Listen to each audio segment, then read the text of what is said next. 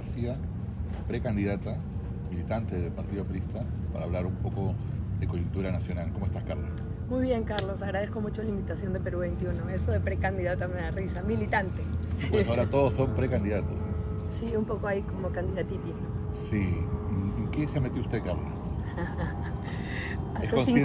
Hace 5 años empecé a militar en el Partido Aprista como parte de una búsqueda personal y un encuentro personal. Y bueno, estoy activando las bases del partido todo lo que pueda para cumplir un poco con el destino histórico que tiene el APRA para con todos los peruanos, ¿no? Hay un destino manifiesto también en Carla García, probablemente, ¿no? Me he encontrado en un lugar en el que me hubiera gustado estar desde antes, pero bueno, todas las cosas llegan a su tiempo y estoy contenta con el partido, estoy contenta con la circunstancia histórica que tenemos ahora hacia adelante y yo creo que lo vamos a hacer muy bien como ya lo hemos hecho antes. Claro. Ahora, de alguna manera, el partido ha sido como la extensión de la familia, ¿no? Alguna vez lo dijo en una entrevista. Es el partido, hay dos vetas en el partido. Hay un aprismo umbilical de aquellos que hemos sido prácticamente hechos dentro de Alfonso Ugarte y que hemos escuchado hablar de política en la mesa, que hemos escuchado a nuestros padres hacer política. Entonces, a veces uno como que se opone a su propio destino, el tiempo de la rebeldía juvenil. Y en mi caso, bueno, yo fui rebelde mucho tiempo y ahora soy aún más rebelde porque soy aprista. Ahora soy rebelde y revolucionaria. Y con causa. Entonces, hay un componente familiar que se llama esencialmente la fraternidad, ¿no? Que es esto que nos hermana a todos los apristas. Esta es la política del afecto, es la fraternidad continuada de alguna manera. ¿Cómo explicar esta idea de la política del afecto? Víctor Raúl,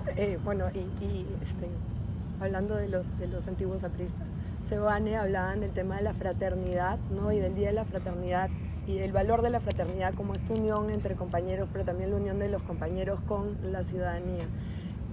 Siento que la fraternidad se ha encerrado un poco dentro de las paredes del partido y entre nosotros somos compañeros y a veces no necesariamente hemos podido multiplicar esa fraternidad hacia afuera, pero sobre todo en el tema de los políticos, la política en general. La política del afecto se trata de, que es un término que se lo encontré a Alan García en un texto, sí. Eso no es un invento mío, créditos Alan García. Voy a buscarlo, ¿no? Porque después de su muerte estuve leyendo mucho a Alan y muchos discursos. Bueno, ahí está el libro. Y encontré que era el momento de hacer política del afecto y fue ese concepto el que, clac, me dijo, esto es la política del afecto, pero que no es un afecto entre políticos y ay, que vamos a abrazarnos todos. No es la argolla, claro. No es la argolla de las alianzas, es sencillamente la política que hace política con afecto hacia el ciudadano, que es algo que han olvidado los políticos en general, me parece, ¿no? ¿Por qué están ahí y qué están yendo a hacer a cualquier instancia de gobierno? Claro, hay una especie de casta también ahí, ¿no? Para no usar esa palabra, pero sí, la argolla, en fin. Se han desconectado un poco de la gente, ¿no? Están totalmente desconectados, pero están desconectados uno porque tenemos en el gobierno una señora que no debió haber llegado al gobierno de ninguna manera, a pesar de ser una sucesión constitucional. Ella debió haber llevado unas elecciones inmediatamente. Fuimos pocos, 4 gatitos los que dijimos, ella no se puede quedar el día que ella dijo hasta el 2026. Y hubieron unas bancadas que la sostuvieron ahí a punta de prebendas y que son bancadas que tienen gente trabajando ahí y que necesitaban además ese tiempo, ¿no? Entre el 2022, diciembre del 2022 y el 2026 para construir sus campañas. Entonces, esta señora está gobernando sin ninguna legitimidad, se mandó a gobernar sin una bancada, que era la cosa más irresponsable, y se encontró una bancada en el camino, que está compuesta por Fuerza Popular y APP. Entonces, ella no tiene idea de lo que está haciendo, pero los congresistas tampoco tienen idea de lo que le están haciendo al pueblo peruano. Sostener a gente como Adrián Sen, o haber querido, muchos de ellos, sostener al terrible ministro del Interior que hace 2 semanas felizmente se fue, es una forma de pagar favores de gobierno y de mantenerse ahí, a costa de 6 muertos en el Perú por arma de fuego al día. Entonces, les molesta el paro, les molesta que los artistas se manifiesten, les molesta que los transportistas rueguen por su vida. ¿Por qué están esas personas ganando ese dinero ahí? ¿Por qué tienen todos esos asesores? ¿Por qué tienen esos carros? ¿Cuánto ganaban esas personas antes de llegar al Congreso de la República? Este Congreso, Carlos, en el 2011 se dejó el Congreso con un presupuesto de 500 millones y ahora es el triple, ¿Cuánto trabajan estos señores? ¿Qué han hecho por el país? Absolutamente nada. Lo único que hacen estas personas es inflar el aparato burocrático y tenemos un país elefantiásico que maneja un presupuesto gigantesco, se ha duplicado el presupuesto. ¿Quién es esa gente que está trabajando para el gobierno? ¿Dónde se ve? Quiero ver la lista de funcionarios de gobierno y qué hacen. Y en cambio se van difuminando en órdenes de servicio, no sé qué. No sabemos quiénes están ni qué están haciendo, pero los resultados son terribles. Entonces tenemos que hacer que la ciudadanía vuelva a creer en los políticos, pero en base al afecto de los políticos. La política no es un ejercicio de poder para servirse, sino es un ejercicio de poder para servir. Eso es lo que tenemos que llevarle a la gente. Mucha de la derecha puede estar en esa lista también, ¿no? ¿Cuál lista? En la lista de los que colaboran con el gobierno, ¿no? Mucha de la derecha. ¿No? Se han equivocado mucho dejando estas demandas de marchas y de... Pero eso precisamente en lo que se basa la diferencia entre esta derecha que a veces quieren asociar con el segundo gobierno aprista. Nosotros somos izquierda democrática y esta derecha defiende a Dina Boluarte porque está defendiendo al empresariado. ¿Ya? Y la diferencia, hoy en día ya es difícil hablar de izquierda o de derecha, los chicos no quieren escuchar esos términos, no les interesa en lo más mínimo, pero les pido que escuchen qué prioriza cada partido entonces. Nosotros priorizamos ese 40% de personas que están luchando por salir de la pobreza. Eso es lo más importante. En el camino, muy bien, que apoye la empresa, alianzas público-privadas, obras por impuestos, lo que tú quieras, pero lo más importante es sacar a las personas de la pobreza y es el ciudadano común. Para la derecha bruta y achorada, lo más importante es que sus empresas funcionen bien.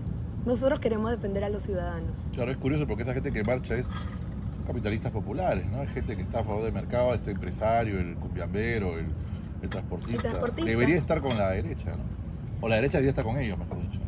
Exactamente, pero como se les ha criminalizado todo el tiempo a las personas de a pie, digamos. La cancha, ¿no? Claro, se les ha criminalizado, ¿no? El otro día escuchaba a Velázquez que están diciendo que si una señora pone una peluquería con su hija, al día siguiente le cae la Sunafil, ¿no? Les caen, les ponen impuestos. O sea, se ha criminalizado el esfuerzo de las personas por salir adelante, en vez de ayudarlos a formalizarse y a tener una vida mejor. Entonces vamos a dejarlos afuera. Y eso le regala, como tú dices, la cancha a los comunistas. Claro. Y hay una lógica de chantaje ahí, ¿no? Si no es el cupo, es la municipalidad, alguien va y te pide plata y digamos, no se exprime un poco a la gente que está buscando salir adelante. Tienes toda la razón. Al final la SUNAFIL y las entidades que fiscalizan a las personas que tratan de salir adelante les cobran cupos a las personas y es un cupo que le cobra el Estado. Pero además, Carlos, todos pagamos impuestos y este Estado está ahí para protegernos, para darnos seguridad. Entonces el otro día puse riéndome en X, no riéndome porque la situación no da para reírse, pero ponía, ¿por qué no están indemnizando a las familias de las personas que mueren porque el Estado es indolente? Un Estado al que yo cada vez que compro un chicle le pago un impuesto. Si ellos no me pueden asegurar la vida, ¿por qué yo tengo que pagarles? Y entonces si ellos fallan en su trabajo, ¿por qué no indemnizan a esas personas? ¿Cuántos huérfanos hay al día? ¿Cuántas mujeres se quedan sin marido? ¿Cuántas señoras son asesinadas por un pinche celular? ¿Y el Estado qué está haciendo? Cuarto de guerra. Claro. Esto de la izquierda democrática no lo han entendido algunos, parece, ¿no? Ha salido el otro día un artículo que la gente se ha puesto a debatir, siguiéndonos al 62, pero digamos, hablando de cómo se explica esto de... La gente se ha confundido un poco, ¿no? Es curioso porque, y además, de alguna manera lo veo como un piropo, que es que yo milito en un partido que tiene 100 años de historia y eso no lo tiene nadie más en el Perú. Entonces, claro, las personas que estudian la historia quieren generar un debate sobre cosas de 1962, sobre 1985 y, sin embargo, curiosamente se niegan a ver la historia del 2006 al 2011. Esa es la historia de la que no quieren hablar. Entonces, el tema de que si el APRA es izquierda, si es de derecha, el APRA es y siempre será de izquierda democrática. Es un partido que nació de la unión de los estudiantes y de los trabajadores, intelectuales y obreros. Entonces, es un partido que cohesiona a la ciudadanía. Ahora, si producto del cambio, porque como dicen, solamente los estúpidos no cambian, y Víctor Raúl sabía muy bien que el contexto cambia y entonces las políticas tienen que cambiar. Producto del cambio, en el segundo gobierno, fue un gobierno que trabajó muy de la mano con la empresa privada, que antes era una cosa insólita de pensar en el partido aprista. Y al final las formas fueron importantes y las recordamos, pero sobre todo hay que acordarse de lo central. Nosotros agarramos un Perú de determinada forma en el 2006 y devolvimos un Perú en el 2011 que había mejorado enormemente. Y lo volveremos a hacer en el 2026. Una cosa que me llamó la atención es que la gente considera que ese gobierno es de derecha y sin embargo extraditaron a Fujimori y lo metieron preso, ¿no? Para no hablar de los ministerios de Cultura y Ambiente, ¿no? Sí, seguimos siendo un partido de izquierda. Eso lo tienen que entender muy bien los compañeros. La polarización y estos años post muerte del líder hicieron que mucha gente se confunda, ¿no? Que de repente aparezcan esos nuevos liderazgos en medio del duelo que se suscitó dentro del partido aprista, que es bastante lógico y que creo que fue evidente para todo el Perú. Aparecieron otros nuevos liderazgos que empujaban a unos hacia un lado y a otros hacia el otro. Y bueno, es momento de que los apristas vuelvan a centrarse en su izquierda democrática, que es, como te digo, ya para no usar los términos de izquierda o derecha, una política que se centra en el ciudadano, pero sobre todo en las personas más pobres. Tú tienes que priorizar cuando llegas al gobierno. Las empresas tienen que funcionar bien, las cosas tienen que funcionar bien, pero depende de qué priorizas, es donde te ubicas en el radar político.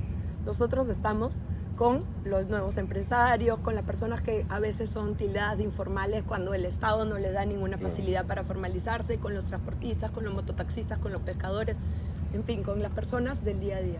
Claro, yo veo que la izquierda habla mucho de democracia y poco de crecimiento económico, la derecha habla mucho de crecimiento económico, pero no de democracia.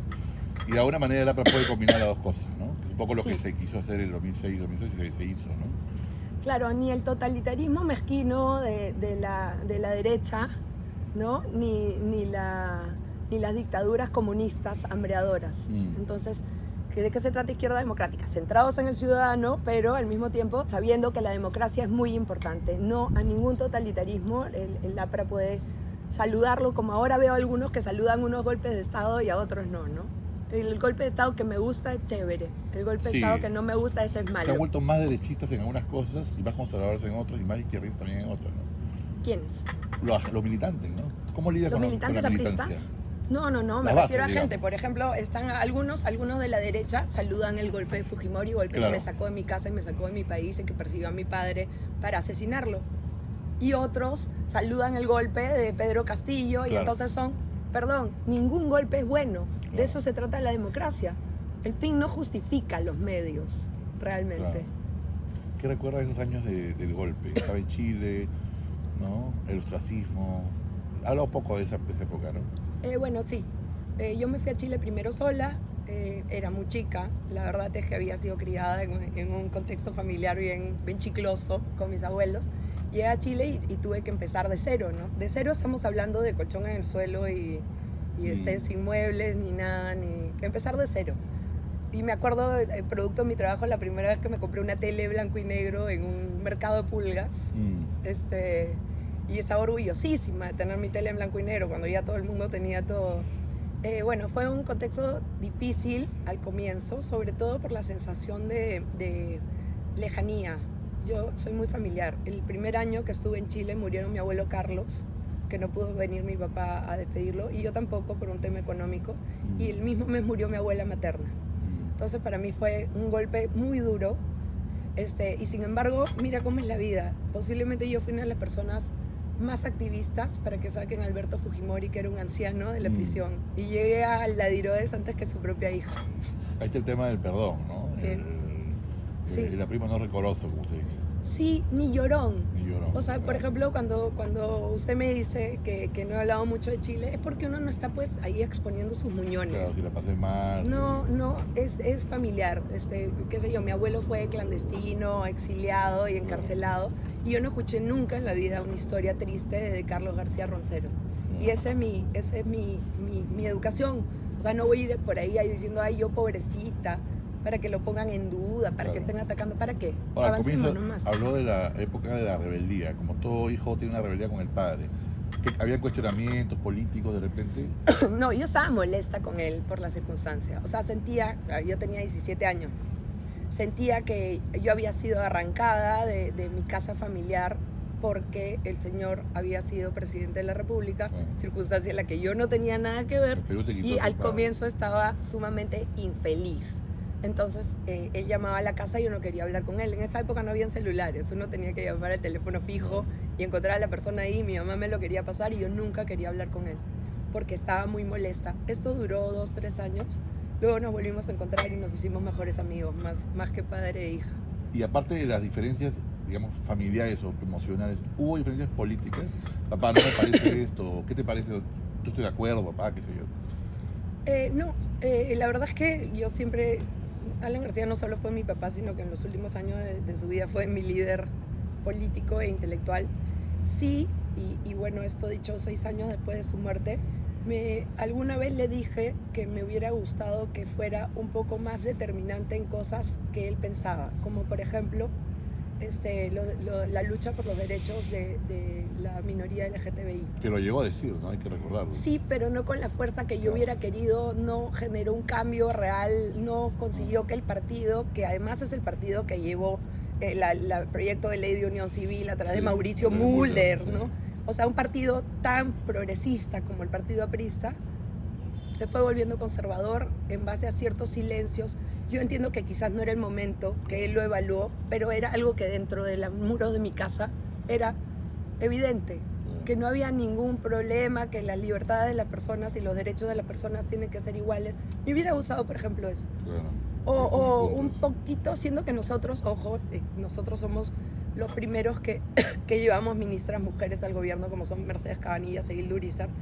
Me hubiera gustado incidir un poco más en aquello de la equidad dentro del partido, o sea, hacer que la balanza se equipare un poco más para que ya las nuevas generaciones de apristas no tengan que pasar por ningún tipo de discriminación o diferencia con respecto a los compañeros. Eso me hubiera gustado. Ese buen punto, y además un papá de 4 hijas, y un papá chocho y súper liberal en cuanto a sus hijas. Sí, sí. Además recuerdo que él opinó sobre Haya, incluso con Beto Ortiz, me parece, sobre el tema de si hubiera, cuando fue a ver la marcha LGTB en Francia y qué sé yo, ¿no? O sea, su postura era claramente liberal en ese sentido, claramente, ¿no? O sea, además, como uno es, ¿no? O sea, abrazar los derechos, claro. y sí, pero no fue determinante en eso en el partido, y yo sé que era su punto de vista. Era un pendiente ahí, digamos. Y la otra, el tema de las mujeres, ¿no? Quizás yo hubiera hecho que las mujeres asuman puestos, o prepararlas más para asumir puestos más importantes dentro del partido, porque hace muchas generaciones que las mujeres, si bien tenemos una secretaria general mujer, de lo que estoy muy orgullosa, y saludo a la compañera Belén García, no estamos equiparadas a los hombres todavía, y hay que hacer una chamba que se está haciendo desde distintas capacitaciones que hacen determinadas compañeras. ¿Has sentido mucho machismo en el partido? No he sentido machismo, pero he sentido edadismo, sí. Viejismo, edadismo. Edadismo, no sé cómo vas a decir viejismo. Edadismo. Sí, hay como una vertiente que algunos de los compañeros mayores sacan en cara, que es: nosotros tenemos experiencia, claro. Y la respuesta es: la experiencia se gana. Y alguien a ellos les dio la oportunidad. Ninguno de ellos nació sabiendo. Claro.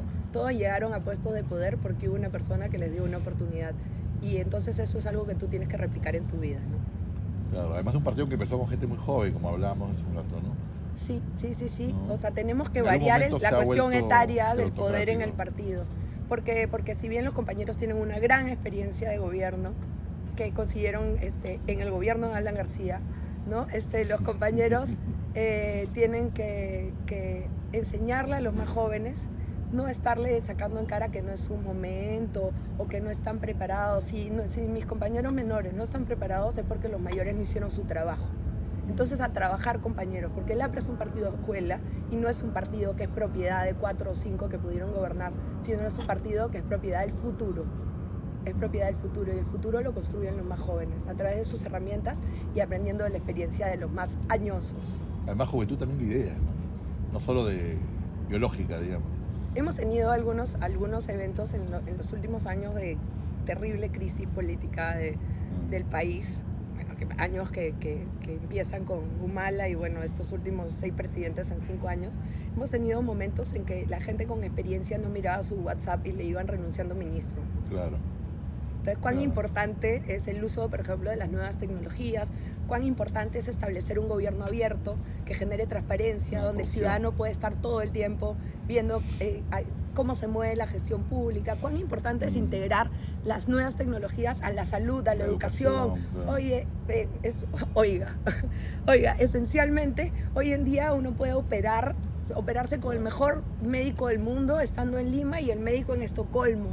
Claro. O podemos determinar miles de enfermedades llevando una combi con un aparato para los ojos a los caseríos para que miren si la gente tiene diabetes, enfermedades prevalentes y así poder determinar una política de salud en cada sitio distinta. Pero no lo estamos haciendo porque no hay suficientes jóvenes en el poder. Claro. Ahora, el edadismo es algo que atraviesa toda la política, ¿no? Porque en todos los partidos hay este tema de los jóvenes contra viejos, entre comillas, ¿no? Sí, en los partidos nuevos no sucede eso. No, pues. O sea, tener un partido que tiene 100 años es un orgullo, es una emoción. También nos sometemos al escrutinio de los chancones que están en el año 1600 y tal, ¿no? O tenemos que sentarnos a hablar, en vez de hablar de nuestras propuestas, hablar que en el año 89, o sea, cosa que no le pasa pues a primero la gente, ¿sabes? Claro. Porque nacieron ayer y a nadie le importa a dónde van, es solamente una combi que lleva gente. Años. Exactamente. ¿No? Y además proyectar los siguientes 100, porque estos partidos que no lleguen, de los 50 que están inscritos, los que no lleguen van a desaparecer, pero nosotros tenemos que hacer prevalecer el partido aprista los siguientes 100 años. Y de alguna manera se le pide más a la APRA, ¿no? Venimos de Castillo. Absolutamente. Pero... ¿Dónde está su Alan García? Claro. ¿Y por qué me está pidiendo un Alan García si tienes una Dina Boluarte como presidenta? Claro, se le pide más del partido. O sea, ¿tú qué hiciste con Alan García? Lo apaleaste, lo agarraste de piñata, lo perseguías, lo torturabas y ahora ¿dónde está mi Alan García? No, ¿Hay pues. hipocresía también en la gente que extraña a Alan? No, es humano, muy humano. Es muy humano que cuando tu rival o la persona con la que tú rivalizabas, ¿sabes? Porque no había rival para Alan García y lo lamento mucho, políticos del ayer. Entonces, cuando muere tu rival, ahí sí es buena gente, pero en el ejercicio del día a día era el diablo, hay que enjuiciarlo, hay que torturarlo, pero los apristas perdonamos y no guardamos rencor. La gente se equivoca y puede retomar la senda de... Creo que hasta los enemigos se han dado cuenta que ha bajado el nivel, ¿no? Digamos, hay enemigos de más bajo nivel en ese sentido. O sea, Alan era un enemigo, un rival, pero alucinante para muchos de ellos. Como Gulliver, pues, ¿no? Claro. Y todos eran unos liliputienses tratando de tumbarse. Claro, y ahora todos lo extrañan, ¿no? Sí.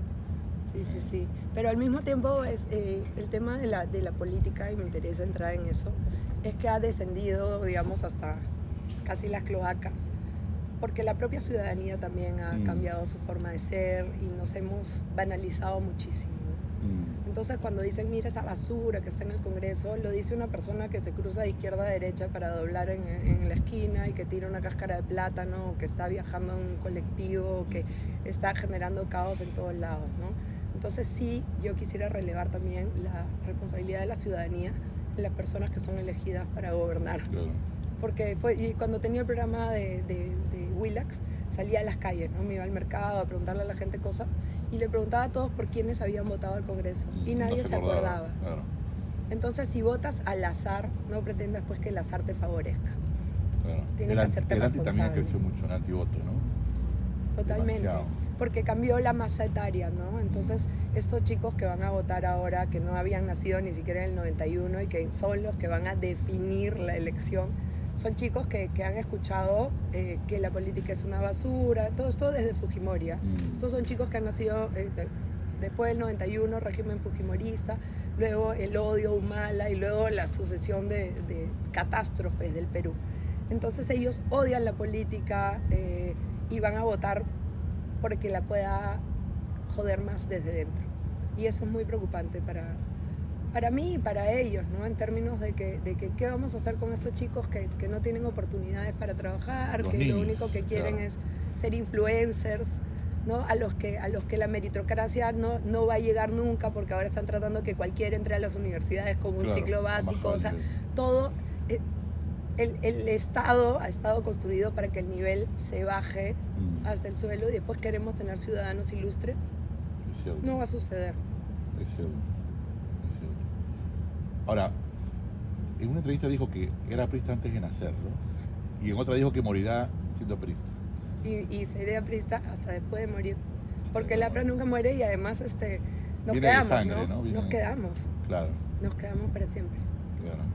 Eso es importante. Que es un destino histórico raro. Claro. Pero estoy súper agradecida de tenerlo y quisiera además que el partido trascienda para las familias de mis compañeros, para que sigamos con esta línea, con este fuego sagrado que tiene el APRA y con el orgullo de llevar en el pecho una estrella, ¿no? Me parece, o sea, si uno tiene una chamba en la vida y algunos quieren ir a conocer toda Europa, otros quieren operarse la cara y ser más hermosas o comprar lindos relojes. Yo quiero que el Perú cambie para bien, que haya un cambio responsable y que el partido aprista me sobreviva. ¿Dina le ha hecho daño a las mujeres? Mucho. Políticamente hablando. Mucho. Para mí como mujer es tristísimo que ella haya ocupado el más alto rango de las mujeres de la historia del Perú y que haya llegado a ser una mujer tan vanidosa y tan boba, ¿no? Que además se maneja con... Yo siempre relevo que las mujeres no tenemos por qué ser dulcecitas, ¿no? Ni caramelitos de los hombres, ni hay la dulzura de la mujer, porque la mujer es madre, ¿no? La mujer puede ser policía, ministra, sicaria, si quiere, puede ser la mujer. Pero esta señora que ha llegado al poder es banal, es boba y además nos trata muy mal. Y se burla de los peruanos con su histeria y con su dificultad de contestar preguntas. Ya llevamos más de 200 días donde esta señora es incapaz de responder una pregunta. Pero ella no debió haber gobernado, ella debió haber sido la sucesión constitucional y debió haber llamado inmediatamente elecciones. Pero eso no le dio la gana a Alianza para el Progreso ni al fujimorismo, porque tenían otros planes. Entonces eso nunca hay que olvidarse. Y eso les va a pesar, tiene que pesarles, la gente tiene que recordarlo. Y tiene que haber justicia para esos 50 muertos del sur de las primeras protestas. Porque esas personas murieron, a veces asusadas por gente mala, pero esas personas no eran necesariamente malas. La vida de todos. Y la forma en la que murieron tiene que dilucidarse. Volviendo a Alan, estábamos hablando Siempre volvemos Siempre volvemos a Alan. a Alan, ¿no? Por ejemplo, China, Alan escribió de China, lo que hablamos hace un rato, ¿no? Pizarro le pone el estatua, Alan escribió de Pizarro. Sí. ¿Qué nos dice Alan hoy en día? Nos sigue diciendo cosas. ¿Qué nos diría en este contexto? Así, un contrafacto. ¿Qué haría Alan ahora? Yo creo, y ayer me preguntaban algunos congresistas, porque me llaman congresistas y me preguntan qué haría Alan. Y digamos, es muy difícil ser la traductora de Alan, porque si yo fuera Alan, esa circunstancia no estaría sucediendo. Y uno tiene que medirse en su real dimensión. Claro. Yo no soy Alan, pero nadie más lo es tampoco. Claro. Entonces, el tema es que cuando me llaman a preguntarme qué haría Alan, en el contexto, por ejemplo, de Adrián Sen, yo creo que Alan hubiera dicho que Adrián Sen se tiene que ir. Mira, hubiera sido oposición, claramente. Dina Boluarte, por supuesto, jamás hubiera estado diciendo que la estabilidad del país depende de Adrián Sen, porque la estabilidad del país es la estabilidad de las personas que salen a la calle y que son avaliadas y que un indolente congresista sale y les dice pongan vidrios antibalas. Soluciones del nuevo Perú, imagínate tú. ¿Por qué no ponen vidrios antibalas? Oye, idiota, ¿no ves que esta gente sale a trabajar por 20 soles al día? ¿No quieres que salgan también adentro de un papamóvil? Claro, con mochila. O sea, ¿qué desconexión absoluta de la realidad es esa? ¿Qué hubiera dicho Alan hoy en día? Que si bien la señora Dina ya solamente le quedó un año en el poder y es un poco tarde y un poco cerca de las elecciones para que se vaya y que se genere todo este movimiento terrible que se generaría, además dejando el gobierno a manos de APP posiblemente, que siempre se puede estar peor en el Perú. Entonces, ya, la señora Dina no se va, pero se tiene que ir Adrián Sen. ¿Qué premier es este? Al tipo no le interesa en lo más mínimo nada, no está moviendo un dedo por la educación, no está moviendo un dedo por la seguridad, no está moviendo un dedo por la salud. Y recordemos que en este país nunca hay responsables. Y 5 muertos por Medifarma, por los sueros. ¿Quién es el responsable de eso? Se cae el techo del Real Plaza. ¿Quién es el responsable? Se le cae el puente de Chancay al ministro que se parece a Carlos Carlín. ¿Quién es el responsable de eso? No tenemos aeropuerto porque no hicieron la pista. ¿Quién es el responsable de eso? No hay responsables en ningún lado. Entonces que se vaya ese premier. Eso sería lo lógico. Si no hubiera una coalición prebendaria de gobierno sostenida por APP, el fujimorismo y algunas otras bancadas que coquetean por ahí. Sí, mucho coqueteo hay ahí. Mucha ausencia, mucha cosa, mucha bollería de los congresistas, Carlos. Van, se esconden en el baño, no están, atienden por WhatsApp, ¿no? Mucha bollería. ¿Cómo sería un Alan candidato en 2026? No. ¿Cómo sería una campaña de Alan ahora? ¿No? Yo creo que iría más o menos por lo que estoy haciendo de región en región, que es apelar a que fuimos felices y volveremos a hacerlo. ¿Y la APRA sabe? Eso es un lema de mi compañero Hernán Garrido Leca. Pero yo más bien voy por la política del afecto y sobre todo por la política de la felicidad. Y el otro día les hacía acordar que en el 2011 se celebró el Año Nuevo en Palacio y tocaron los Yaipén. Claro. Y fue maravilloso, con baile, pero en el patio de honor. Pero a mí, Carlos, lo que recuerdo es haber llegado a esta fiesta gigantesca, porque estaba la gente en la Plaza de Armas, adentro del patio, pero además la gente, el ciudadano, había una alegría, usted, ¿no? y yo estábamos adentro del Salón Dorado y adentro del Gran Comedor. Y no había, me voy a chorear, romperé, y tampoco había desconfianza de parte de las autoridades en las personas. Ese ambiente de felicidad es el ambiente que yo quisiera recuperar para el Perú. Se perdió un poco, ¿no? No, ahora el otro es el enemigo siempre. Hay que señalar al otro. Malditos transportistas, generan inestabilidad, dicen. Los que están en una oficina viendo el país a través de una computadora. Claro. Y no tienen que salir a sacarse la mugre al sol, ¿no? Y a exponerse a que los maten. ¿Por qué los están matando? ¿Por qué estamos dejando que suceda eso? Claro, 30% de personas han sido extorsionadas, Carlos. El cupo por extorsión, la cuota, es parte de los activos fijos de todas las empresas en el Perú. Sí. Es parte de los presupuestos de las empresas. Los alumnos ahora, ¿no? Los alumnos escondidos en las casas porque si salen los matan. Claro. Pero es impresionante porque cuánta gente no dice que está siendo extorsionada. Claro. Porque su negocio se cae. Claro. ¿Cuántos restaurantes a los que vamos es más de lo están siendo extorsionados? Por supuesto, restaurantes, hoteles, líneas aéreas, todo. Claro. Y es parte del presupuesto de las empresas en el Perú, institucionalizado, pagar un cupo. ¿Cómo hemos permitido que lleguemos a eso? Bueno, los muchos sueldos son cupos, ¿no? Y el Congreso la tiene extorsionada a la presidenta un poco. Y siguen ahí, amigo periodista, siguen ahí, claro. Nadie les dice nada, siguen ahí los niños. Claro. Y nadie les dice nada, y esos son la especie de perros que hacen políticas públicas. ¿Políticas públicas para quién? Para sí mismos. Un Congreso que aprueba la bicameralidad y al día siguiente quieren hacer un edificio de 13 millones o se quieren hacer una casa de playa en la playa Santa María. ¿Eso es el Congreso de la República? Yo estoy segura de que debería haber una forma de que en el siguiente Congreso se establezca un gesto hacia la ciudadanía que tiene que matarse consiguiendo de qué vivir. Entonces, ¿sabes qué cosa? Analicemos cuánto ganaba cada congresista antes de llegar al Congreso y subámosle pues un 30%. Claro.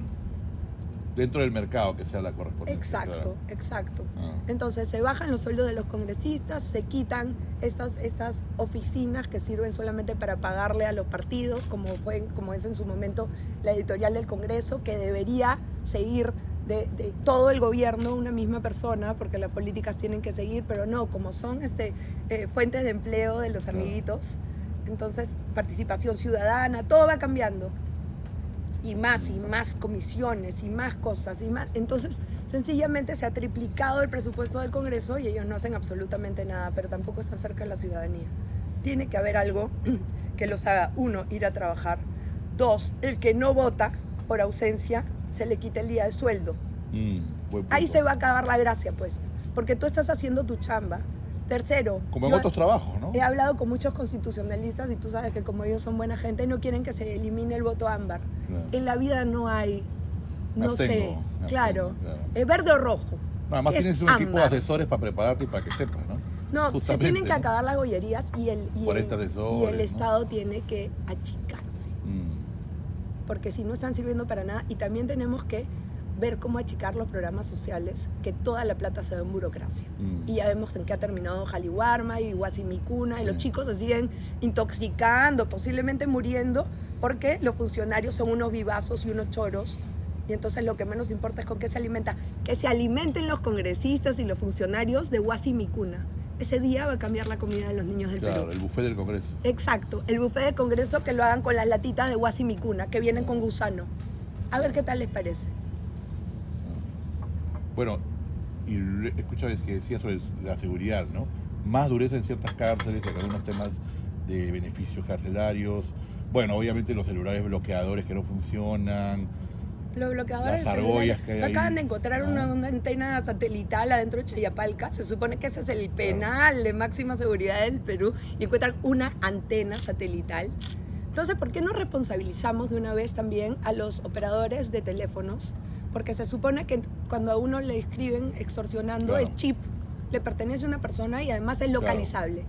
Claro. Entonces, siempre vemos lo malo de Bukele, ¿no? Mira cómo Claro. Bukele le pega a los presos, Claro. están tirados en el suelo. ¿Por qué no vemos lo bueno de Bukele? Que es Claro. responsabilizar a los carriers de teléfonos y Así decirles, es. tú eres responsable de cada uno de los Claro. chips. El yape, Están ¿no? Perdón, Extorsionan por yape. el Claro. yape, ¿a qué cuenta van? ¿Por Así qué no es. estamos haciendo eso? Claro. Con ¿Qué tan inteligencia, ¿no? difícil es perseguir eso? Y en cambio no, que no salgan las motos. El día que no salgan las motos, los restaurantes quebrarán. O sea, la cantidad de gente que trabaja con su motito. Estamos acusando el cuchillo que corta pan de asesinar Claro. personas. Así es. Y nos vamos a quedar sin pan. De nuevo con el contrafáctico. Alan no venía a Lima. Basta. O lo sacaban en pandemia. Sería presidente de repente. Sería candidato. No lo puedo saber. No lo puedo saber. ¿Qué piensa cuando la gente dice, debieron evitarlo, debieron evitarlo? Creo que la gente no conoce muy bien ¿Quién cómo era? es- uno, ¿Cómo quién era? era Alan, ¿no? Y dos, cómo es un proceso así, ¿no? Mentalmente, ¿no? No estoy dentro del proceso mental, pero mi papá era una fuerza de la naturaleza. Claro. Él era como una catarata. Sí, claro. Una cosa que uno quiere con una puertita tapar y es imposible. Mm. La catarata es gigante, maneja un caudal gigante, Claro. te arrastra a ti. Él era más grande que lo más grande y su decisión era su Y decisión. también se respetaba, ¿no? También Por es un supuesto. acto de amor respetar la decisión, ¿no? Por supuesto, por supuesto. Mira, realmente no sé cómo hubieran sido las cosas de otra forma si él no hubiera tomado esa decisión, que es una decisión política además. Es político. Que es una decisión, y además el día de su muerte se llama el Día de la Dignidad y el Honor aprista. Entonces, para mí sigue siendo difícil hablar del tema, Sí. pero yo no sé qué hubiera sido, no me lo imagino. Mm. O sea, su final era su final como él quería escribirlo, casi como un grito operático, Él lo ¿no? escribió, claro. Sí. Yo he pensado, de repente estoy equivocado, pero uno trata de entender, ¿no? Que ese episodio muy emotivo en el sexto, cuando cierra con el padre, y él dice, no, nunca más un aprista va a ser preso sin sentencia justa, sin un juicio justo, ¿no? De alguna manera se lo prometió a sí mismo, ¿no? Y quizá al futuro, ¿no? No estoy en su cabeza, Claro. pero valoro mucho todos sus gestos desde el inicio hasta el final de su vida y los respeto mucho. pero sí, pues hemos tenido una historia difícil los apristas y seguramente la seguiremos teniendo porque nos oponemos a estos poderes fácticos. Sí, pues. En este momento, por ejemplo, lo seguimos haciendo. Empiezo a sentir que tienen mucho miedo por algunos reportajes y algunas cosas que van Sí. saliendo. Miedo Entonces- a Carla García, a Lapa, a No, todo. no, a la fuerza que el partido aprista puede tomar en medio de la ciudadanía Claro. y a cómo, si el partido aprista o cuando el partido aprista vuelva al poder, las cosas volverán a estar en su sitio y el país se volverá a encaminar para dolor de aquellos que cobran de que el país no esté encaminado. Claro. Pero es curioso porque hace 100 años metían preso a un aprista injustamente, sin proceso justo, y ahora estamos viendo que meten preso de nuevo 100 años después a la gente sin hacer un proceso, sin acusación, digamos. Ya, esa es una de las bases. Y la próxima víctima es Alan, ¿no? Es terrible lo que sucede con el aparato judicial y el aparato fiscal. La justicia en el Perú está tomada por una costra de gente que quiere politizar y destruir a sus enemigos. Y en esto, que ya he sabido el tema de Alan García, quiero hablar de Keiko Fujimori, quiero hablar de Vladimir Cerrón, Así es. quiero hablar de Carlos Álvarez. No La ley puede, igual para no todos. puede el aparato fiscal decidir abrir la investigación a una persona porque dijo no sé qué y dijo no sé cuánto. La democracia es democracia y se pelea las ideas. Y entonces ellos no pueden ir bloqueando candidatos. ¿Por qué la fiscalía es un partido político? ¿Por qué el Poder Judicial es un partido político? Ellos deberían ser el fiel de la balanza y hacer que todos los ciudadanos nos sintamos iguales. Y si la justicia no es igual para Gustavo Gorriti y para Carla García, y entonces es que no hay justicia. Y si no hay justicia, no hay democracia. Y nosotros tenemos que apuntalar la democracia a través de justicia igual, pareja para todos. Y eso no está sucediendo. Entonces, apenas lleguemos al Congreso del 2026, va inmediatamente la reforma del aparato de justicia desde el Congreso, cosa que no van a poder hacer los congresistas en este momento porque están deslegitimados y al final no van a conseguir nada. Pero valoro que por lo menos traten algunos. Pero eso va de entrada. Ese es el gran cambio que hay que hacer, que la justicia sea igual para todos y que además no haya gente corrompida que recibe dinero por soltar asesinos, por soltar sicarios, por soltar feminicidas. el problema en el que nos encontramos de seguridad tiene mucho que ver con la justicia peruana, más allá de la policía y de los indolentes gobernantes. Es la justicia peruana. ¿Qué vamos a hacer con eso? Y calladitos. Nadie va al Poder Judicial a marchar, nadie va a la Fiscalía a marchar, Claro. van al Congreso, es mucho Claro. más Es el blanco chévere. fácil, claro. Claro. Pero ¿por qué no van al lugar donde los señores se venden para soltar gente? Eso. Y hablando de Fiel de la Balanza, ¿hay algo de Fiel de la Balanza en Carla García? En estas pugnas internas del APRA, como lo fue en su momento su padre, ¿no? Entre orejones y zapatones, ¿no? Ahora de nuevo Carla es ¿Quiénes son? ¿Cuáles son el los tercer signos? factor. Bueno, hay dos por lo menos, pero hay más de dos, ¿no? Pero digamos, entre jorgistas y buleristas, aunque ya no sé qué tanto, pero entra Carla, ¿no? Que es la joven del grupo, como en su momento lo fue Alan, ¿no? Esta joven está un poco chancada ya. Bueno, pero joven, digamos. Yo, Joven ideas. yo los quiero mucho a mis compañeros en sus diferencias. Estoy segura de que ojo que el APRA, una vez más, los 100 años del APRA, es un partido político. Dentro del APRA todos son políticos. Ninguno es de que el tecnócrata, que no el sociólogo, el politólogo. Todos son políticos dentro del APRA. Y como todos somos políticos, hay pugnas internas y las tiene que haber para ver quién va a ser la persona que encabece una plancha, los que lo acompañen y las listas. Está muy bien eso, pero yo estoy segura de que pasado el momento de las pugnas todos vamos a estar juntos en el mismo camino, que es el de Víctor Raúl y Alan García. Pero ojo que yo creo que esto va a suceder en breve y me hace mucha gracia que los medios y los periodistas siempre estén tan interesados en el reality del Partido Aprista. La pugna interna. Sí, deberíamos poner cámaras porque todo el mundo me pregunta y es una cosa maravillosa, Sí. porque cuánto interés suscita el Partido Aprista en las personas. Sí, pues. Sí, es lindo. Deberíamos hacer un reality. Bueno, es un león dormido, ¿no? Todo el mundo quiere saber del APRA, todo el mundo les exige mucho al Señor, APRA. no es un león dormido. Aquí tiene una leona y la leona está bien Está despierta. bien despierta, con su café. Sí. Para ir cerrando, ¿hay algo colosal en Carla García también? No, pero tampoco dejo que Dicen se el me poncho. empequeñezca, se me niñee Claro. y Carlita. no hay cárcel para mi fuego, amigo Claro. mío. Claro. Entonces sí, o sea, creo que las mujeres tenemos que llevar nuestro destino más adelante y no esperar a que no pedir permiso, de repente pedir perdón después. Claro, como la salsa. Y hablando de salsa, veo que tienes una salsa parecida a la de Alan, como Olga Tañón ahora. Ya no es Celia Cruz, ¿no? La alegría en la música es importante, ¿no? Somos herederos de la misma alegría. Tenemos que seguir haciendo que la gente añore y que busque la felicidad, que busque el abrazo, que busque... Estamos tan separados todos, y no me refiero adentro del partido, sino en la ciudadanía, que tenemos que conseguir que pongan una canción y todos bailemos al mismo tiempo. Y si se puede, pegadito. Y Claro. seremos felices nuevamente. Claro, claro. Eso. Para cerrar ya, algunos candidatos, la típica. A ver, Keiko. le va a ser difícil deslindar de Dina Boluarte. Escúchame, ¿usted quiere un concepto muy largo, un desarrollo? No. Ah, ya. El usted de Alan, bien de Alan, ¿no? López Aliaga. Me gustaría que baje el tono de la violencia verbal. Mm. No es bueno para él. Pero tiene un caudal de votos, sin duda, claro. Claro. Sí, va a ser importante. Bueno, Acuña. Gazapos como cancha. Su compañero del Castillo. Experiencia y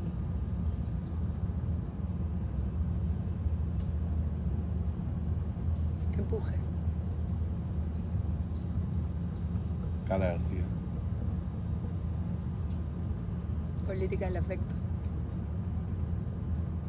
Paréntesis, creo que González Prada decía que el peruano no sabe amar. No digo que coincido, pero yo creo que sí sabemos, ¿no? Sí, de verdad, yo creo que sí sabemos. Lo que pasa es que nos vemos obligados a pelear entre nosotros. Hay que conseguir que haya un hilo conductor que haga que todos avancemos hacia el mismo lado. Empresarios, ciudadanos. Mira, la cosa se ha vuelto tan difícil para todos, ¿no? O sea, todos los días olvidamos que en Patas mueren personas impunemente, a nadie le importa, nadie sabe el nombre. Todos los días mueren un montón de personas de distintas formas que tienen que ver con el gobierno y nadie se hace responsable. Tenemos que hacer política con responsabilidad, con decisión y sin miedo a lo que va a pasar después. Tengo la sensación de que a posteriori posiblemente de la persecución que le hicieron al exitosísimo gobierno prista, todos se mueren de miedo. Entonces tiene que volver la política de la decisión. En privado se solidarizan y en público. No, pero además se mueren de miedo a mover un dedo, de tomar una decisión política que los pueda afectar después, de construir un puente, de levantar un colegio emblemático, Juicio, claro. de parar el tren que va a llegar al aeropuerto que ya no será aeropuerto. Tienen miedo de todo, De se firmar mueren de una miedo obra. de firmar. Y hay que romper con ese miedo, es miedo a decidir. Hay que decidir y si uno tiene un destino histórico, seguir el destino histórico, porque no hay nada mejor que acabar la vida de uno sabiendo que hizo un bien por el país, o que sacó a un niño de la pobreza, o que hizo que una niña tuviera un mejor futuro. Entonces, si estas personas que llegan solamente a cobrar un sueldo y a mantenerse ahí flotando sin mover un dedo, no se vayan a ir presas después, el país no va a avanzar. Hay que decidir sobre el pucho cómo hacer las cosas para que los ciudadanos se beneficien. 5 años es tiempo suficiente, lo hicimos. Sacamos un montón de gente de la pobreza, bajó la anemia, el analfabetismo, la gente fue feliz. Se ha vuelto a subir, claro. Ya lleva 4 años este gobierno, 4 años, el gobierno de Castillo y Dina Boluarte. ¿Qué han hecho por la gente? ¿Carla García tiene miedo de ir presa? Si las circunstancias se agravan en ese sentido. No, yo tengo miedo de hacer las cosas mal y por eso las voy a hacer bien. Y por eso me educo y por eso cada vez estudio más para servir mejor. Si mañana llegan unos odiosos, si llegan unos individuos que nunca van a estar en la historia del Perú y cuyo nombre ni siquiera quiero mencionar y me acusan de algo y yo me voy presa por hacer una obra para el pueblo, me voy presa. No tengo ningún problema con eso.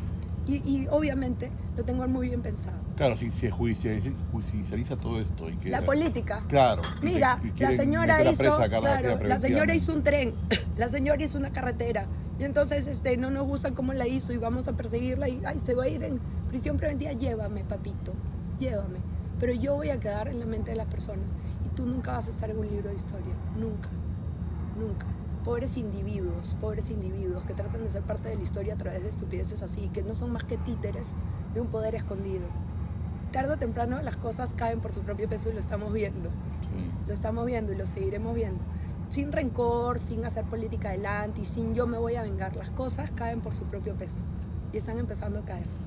¿Carla García ha pensado alguna vez en suicidio? No, absolutamente no. No. Qué pregunta tan rara. Para terminar, Alan García. ¿El periodista ha pensado alguna vez en el suicidio? Yo creo que sí, todos, pero no tanto, ¿no? No tanto como quién. Yo creo que hay que hacer todavía, hay mucho por hacer todavía, ¿no? Como en tu caso, ¿no?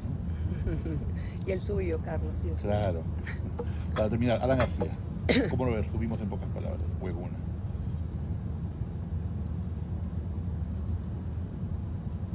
Una fuerza de la naturaleza, algo que nunca va a volver a existir. Muchas gracias, Carla. Gracias. Ha sido Carla García, amigos. Eso es todo. ¿Qué tal? Buenísimo. Sí, ¿de verdad? No, de verdad. Creo que estamos ¿Verdad, bien. No, Javier? no porque esté yo acá, pero